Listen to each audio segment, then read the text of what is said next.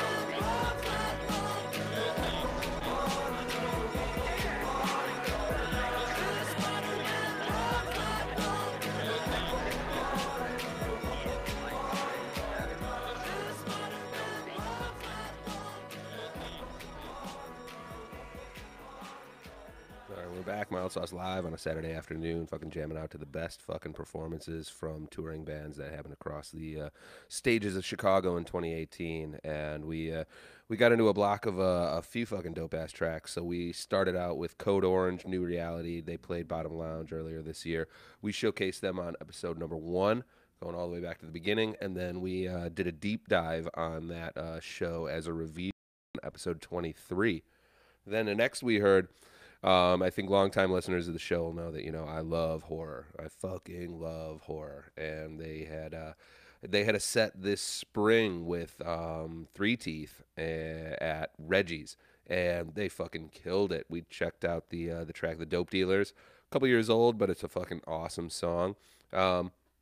Again, going back to the Anticipations episodes, episode number 2, we talked about horror, and then we did a deep dive review of that show on episode 16.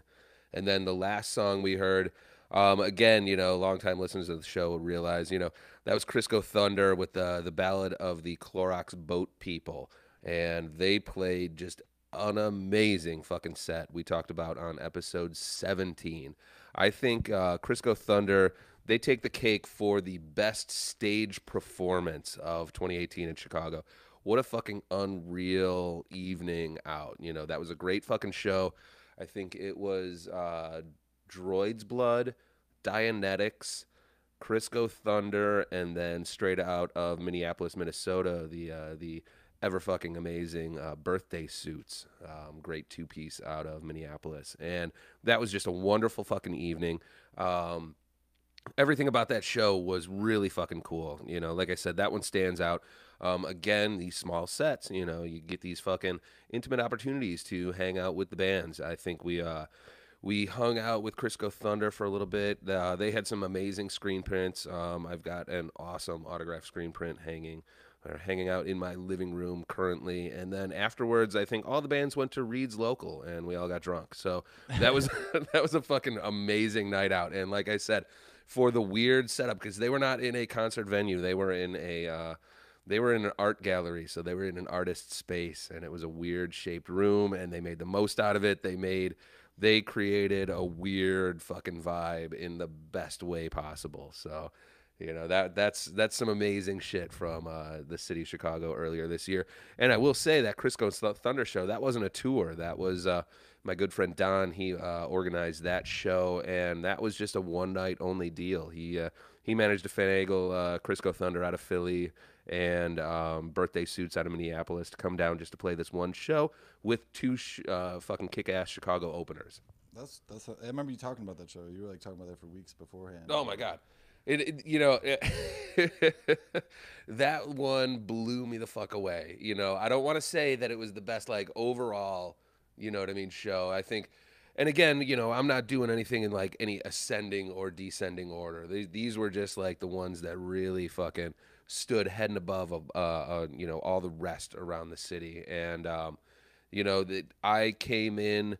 I'd seen the birthday suits before, so I knew what I was getting with them, and I was going in kind of for them. So Crisco Thunder was a little bit of an I'd listened to the music before, but I didn't experience the live set. And I got to tell you, if the organizers of Cold Waves don't have Crisco Thunder on the set next year, they're not doing their jobs. So Steve Breit is not going to be happy. yeah, exactly. They need some Crisco Thunder, and they need some horror.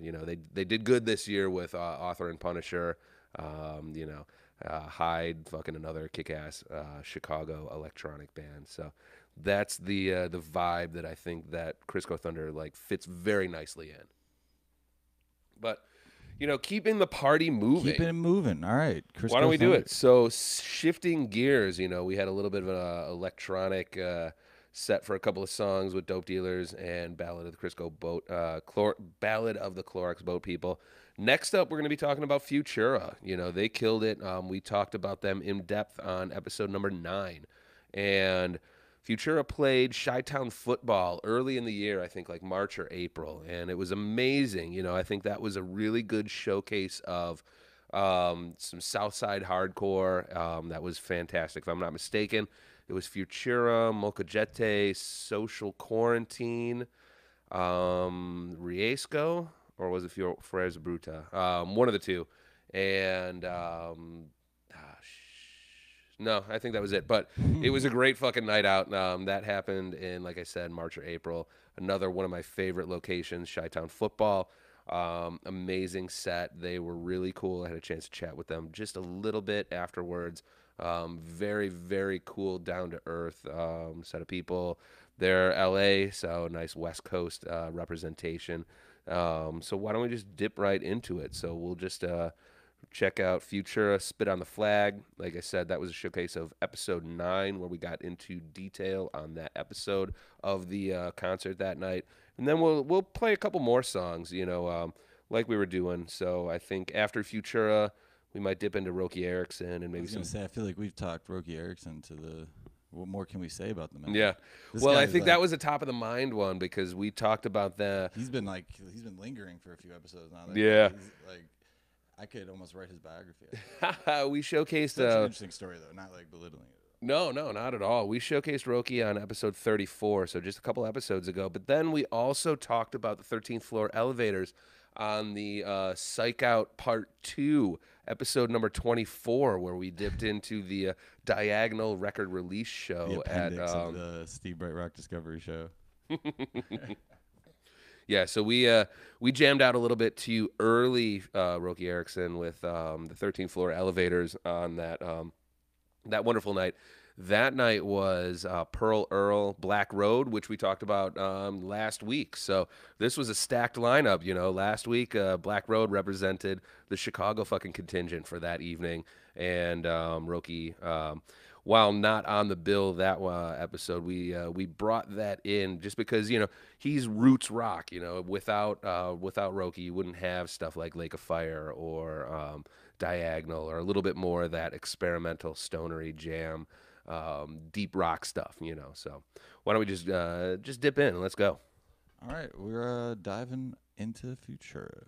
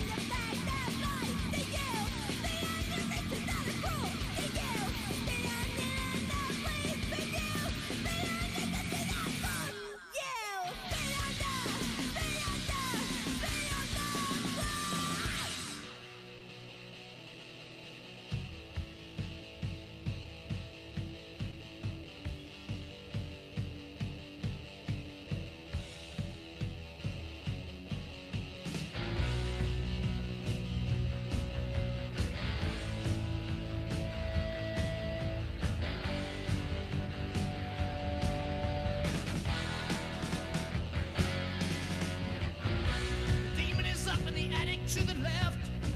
My eye turns to the left to say no. You said first I am a special one.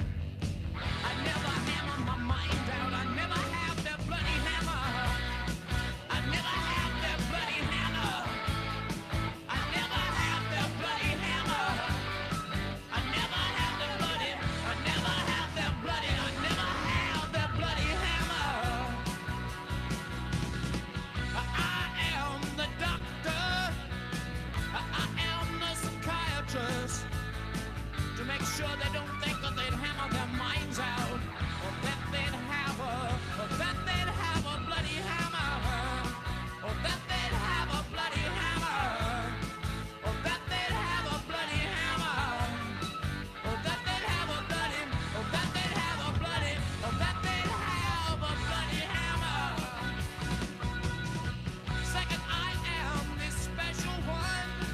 My eye is green and blue, done safely unbegun. To the left, you say no, while the others with their hair turned white, each roll their eyes back to the top of their head and hammer the attic floor with a bloody hammer. I never have that bloody hammer. I never have that bloody. I never have that bloody. I never have that bloody hammer.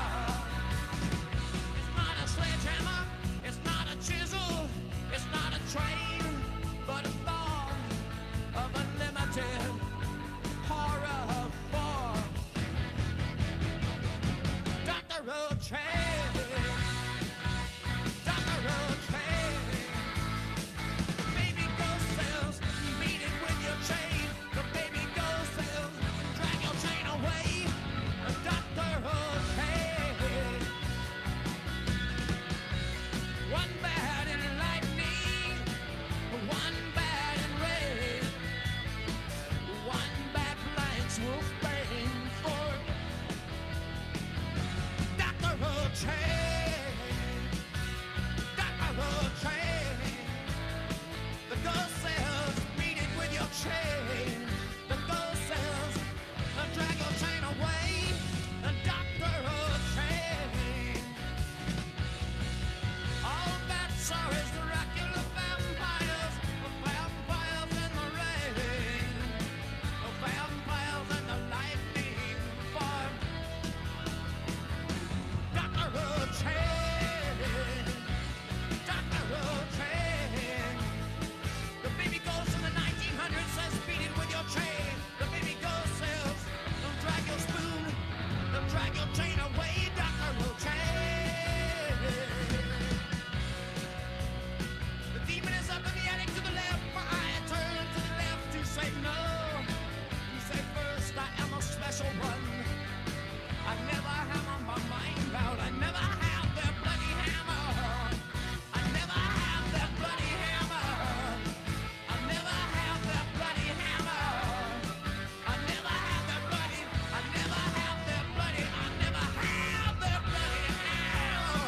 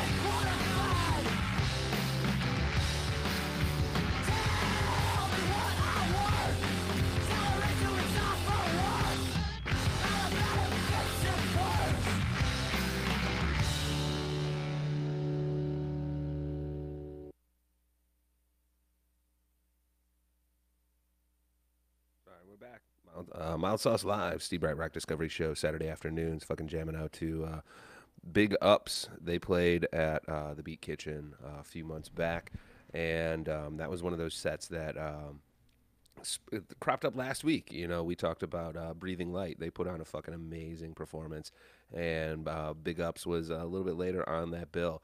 That was one of those sets that, like I said, the local showcase brought me out to that, so I was there for the Breathing Light, and definitely digging on them, and everybody else was a happy mistake or happy accident. You know, like they fucking killed it. This was a night where I believe it started out with Breathing Light, and then Manika out of New York, and then Big Ups, and I believe Absolutely Not. So I think 3 of the 4 bands at this set were on the top 10 lists between this week and last week. So that was an amazing under-attended set. You know, this was not a lot of people came out to that, but the energy that Big Ups brought to the set was just next level shit. You know, this was one of those ones where, like I've been saying for the entire course of this podcast, you know, Horror is one of those bands that's going to come to Chicago and they're never going to play the same venue. They're going to play a bigger venue every time they come, and, you know, that's been proven true so far, and I think the same thing with Big Ups. They brought an amazing energy and an amazing stage presence that is, I think, rare out of the underground scene. They were next level. They fucking blew me away, and like I said, they were fantastic. Before that, we heard Roky Erickson doing Bloody Hammer. That was that Lincoln Hall set from a few weeks back.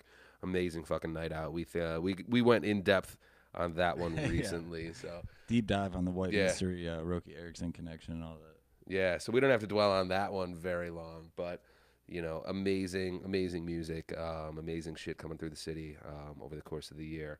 And then, you know, talking about amazing stuff, you know, the next artist I got on my list is Alice Bag, and just like Roky Erickson, you know, that was one of those ones where it was like, oh shit, I didn't know that, you know, Roky or Alex still tours and performs. So this was one of those ones where it was a must see for me, and it was on my calendar for months in advance. And this is one, like, she's like a legend of punk rock from the West Coast. Am I correct in that? You are absolutely correct. Oh my God, appreciate my your Steve observation, Breit, Jake. my Steve Breit rock knowledge is going up exponentially.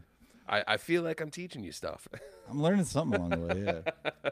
You're absolutely right. Alice Bag, first wave Los Angeles punk from mid to late 70s with the Bags.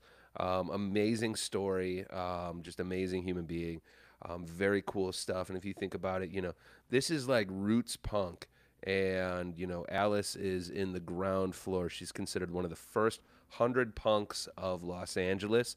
Early 70s, or mid 70s, we're talking like, you know, before hardcore took hold on the West Coast, and you've got this energetic, eclectic LA scene where you've got, you know, bands like the Go-Go's, bands like the Zeros, bands like the Bags, you know, before, let's say, now, you know, it's a little bit of heresy, but, you know, I love Black Flag. I love the Circle Jerks. I love the hardcore scene. Suicidal Tendencies I saw this year. They put on a spectacular performance. They might have been number 11 or 12 on this year's list of top out-of-town performers coming into the city. But Alice Bag is a stalwart of that pre-hardcore era, and she just put on an amazing fucking set, and I really appreciated it. Shout out to Martine Sarandagai, who organized that show, along with, if I'm not mistaken, Sarah Rychek from Udisic.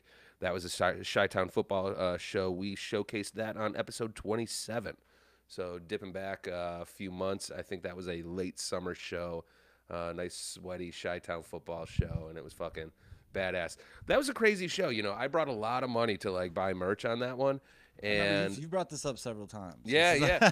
This is one of those sets where like everybody that like all the local showcases, I've like already bought all their merch already, and then I was looking for like Alice or some of the other out of towners to bring some swag, and whereas they did not get the T-shirt, I've got an amazing Alice Bag screen print sitting in my living room that was autographed by the entire band. They were amazing, very gracious, very cool. and I am currently reading Alice's biography right now that I picked up at that show. It's called Violence Girl. So very cool stuff. Cats are falling from the ceiling in this place. Sorry, I got a little distracted there. Literally. Hell of an entrance. Cat is making herself known. But yeah, why don't we dip into it? We've got Alice Bag with 77. This is off of Blueprint, so this is her most recent album. I think I'd gotten into a little bit of it. Alice, very influential in the early punk scene in LA, and then she kind of took a hiatus, became an educator, so very noble cause. She actually, East LA, kind of rough and tumble roots, and very cool that she, not only did she do this seminal fucking punk rock shit back in the day, but then she became an amazing educator. And then, in her kind of way, recent years was I miss the hardcore, I miss the punk, I miss the touring. So she's been coming out with a couple rap records in the last few years, and this one is off of her most recent album, Blueprint, and it's called 77. And then after this, like I said, we showcased Alice on episode 26. The next track we're going to hear after that is Haram. That was another one where I raced, literally raced from the O'Hare Airport to the Chi-Town football to catch this set. My flight was delayed out of L.A., and I thought I was going to miss the show. And in the last second, we got in. I jumped in a cab, luggage in hand, and went directly to Chi-Town football here in beautiful Pilsen, Illinois, to catch this fucking set. Haram is the New York band, amazing New York band, who are Lebanese heritage, and they, the lead singer, he is so passionate about the situation that we live in America in 2018 with, the government kind of sanctioning violence and abuse against people of the Muslim heritage. And, he is a proud Lebanese Muslim American who is a punk and a hardcore motherfucker. And he wants to show that, that what the government portrays of the Muslim heritage is not reality. It's fucking fake. So, this is Americans talking about their faith in their language. So the amazing thing about Haram is it's a hardcore punk band. Haram means, I think, what... How can I express it? Steve butchering forbidden, the other languages if I'm not mistaken. Haram means forbidden, and in the very kind of tight constraints of the Muslim faith, hardcore punk is not necessarily something that's considered mainstream. So Haram, they sing their faith, and the cool thing about it is every one of their songs is sung in Arabic. So why don't we dip into that a little bit later? So let's jump in right now. West Coast hardcore, West Coast punk with Alice Bag, and then East Coast punk with Haram. All right, we got Alice Bag 77 coming up right here.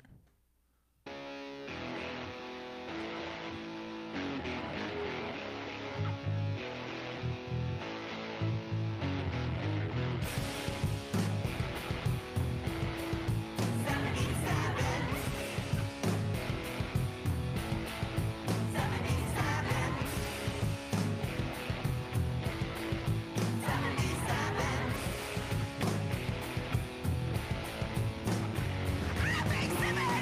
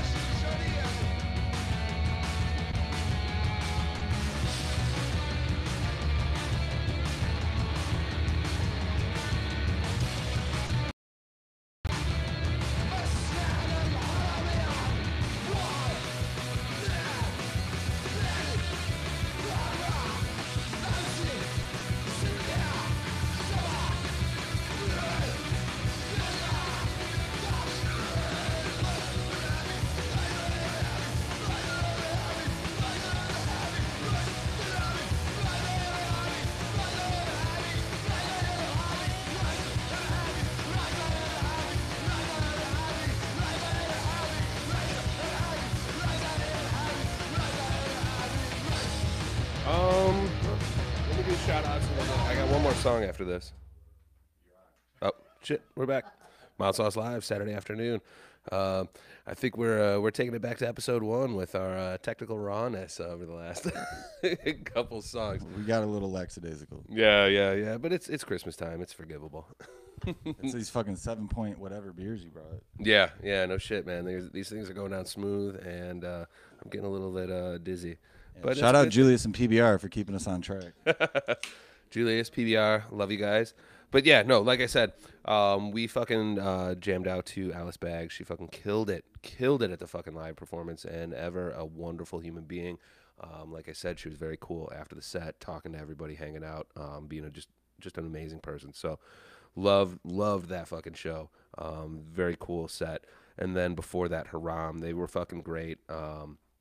Like I said, as usual, I kind of sidle up, have a few minutes to chat with the band afterwards, and they were super passionate about what they were doing, and the fact that, this is a band that, the DHS, Department of Homeland Security, is hassling these motherfuckers, and they're Americans, and what the fuck is up with that, So this is 2018, and we're dealing with this shit, which drives me nuts. Well, it's like a few years ago, South by Southwest came under fire. Yeah. Because like a lot of bands that were like from out of town, or they couldn't get like visas in. Or, It was the European bands. You were there for that year, weren't you? Yeah, That was the year you were there. That was the year, not this year, it was last year, and I actually happened to be down there for South by that year. And shout outs to another band that we've been talking about a lot on the show over the course of the year, Downtown Boys. They were really kind of in the forefront of saying, what the fuck up? What the fuck is up, South by? Fuck up.